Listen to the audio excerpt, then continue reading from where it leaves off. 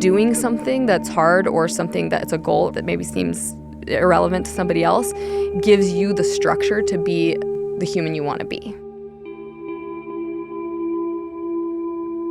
That's what climbing big mountains is. You get to know who you fundamentally are.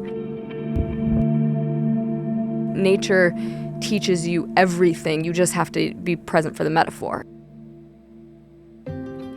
I'm Melissa Arnott-Reed. I work as a professional mountain guide. I have for the last 15 years. About 6 years ago, I started a mentorship program to help bring young people into the fold of learning about leadership, learning about setting goals, learning about living based on your values, and doing all of that through the context and the lens of being in the mountains. Oh, hi. The mentorship program is challenging and unique because the concept for these trips, the planning for these trips, happens when we're all in different places in the world.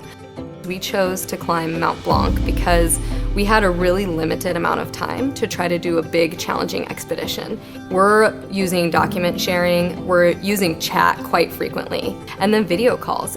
There's times when I'm at my house in the Methow Valley in Washington, and Maddie is actually out on the mountain biking trailhead from where she can actually get some service and call in, and Juliet's also just skiing at Snowbird. So it's anywhere and everywhere where we can call in. Maddie is 23. I've been working with her since she was 16. We've done a tremendous amount of adventures together, and she has ambitions and dreams of having a mountain career, so I have been mentoring her and training her in all of the things it takes to be a mountain guide.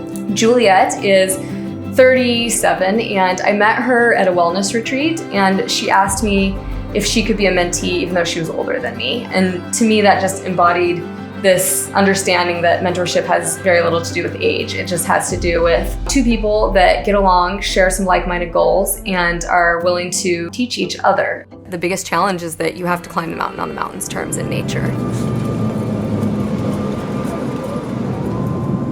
One of my concerns for Maddie is that when things don't go as planned, how she responds to that. We're like, this is it. Something I know about the mountains is that everything changes all the time. I told them last night, I said, if you want to have fun, we should go roller skating or something. Because this seems like we're doing a trip that should be super fun, but it's actually not really about having fun. It's about growing. And we have to take these opportunities to grow. And having a 1-year-old baby, I'm ever presently aware of how much growing hurts. Because, growing hurts on a physical level, but it hurts when we're adults on an emotional level because it's the only way we have left to grow.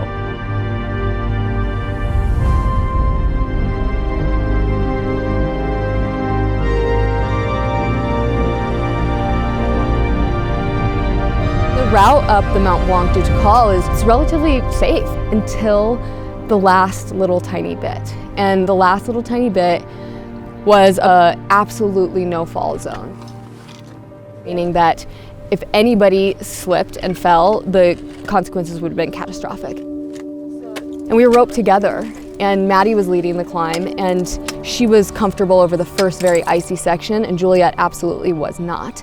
And they're both roped to each other, and they're both tied to me, and we're tied to nothing. I felt that the two of them were putting our 3 team at such an inherent risk, and from the back of the rope, because I wasn't leading, I couldn't protect them from below. There's 0 chance that we would survive that fall.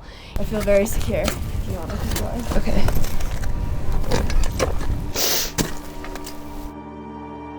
I think that the overall success of this project and my work with them both relies on me having the courage to be able to be really honest with them. If I were to tell them, it would break their hearts. I got some feedback this morning that was really hard for me to hear. It didn't even cross my mind as something that was wrong. Looking up at that before we started climbing it, would you climb that section unroped? I wouldn't have climbed it the way we roped. Doing it again.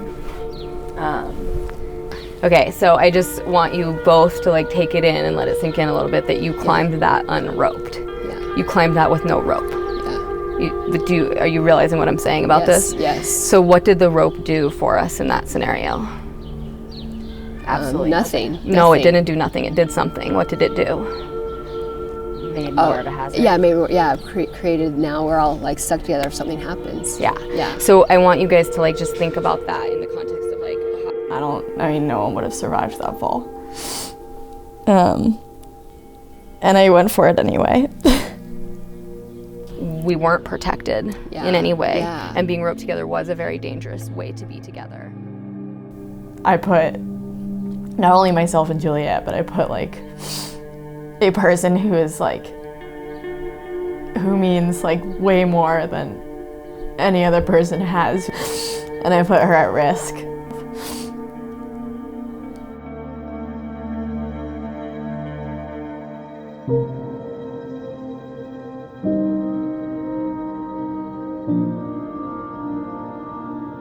This trip has been a success because we've identified so many places where learning can occur and because growth has happened.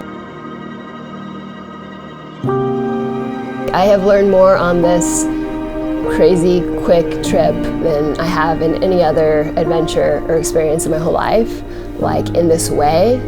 And whatever I can learn in whatever experience that unfolds is the greatest value in itself, because I can take that not just in the mountains, but in everyday life. The purpose of this trip wasn't to climb Mount Blanc, it was to grow. And very often we can't grow without incredible discomfort. I can't stop replaying it in my head, but this place has done more for me than I really ever thought it could.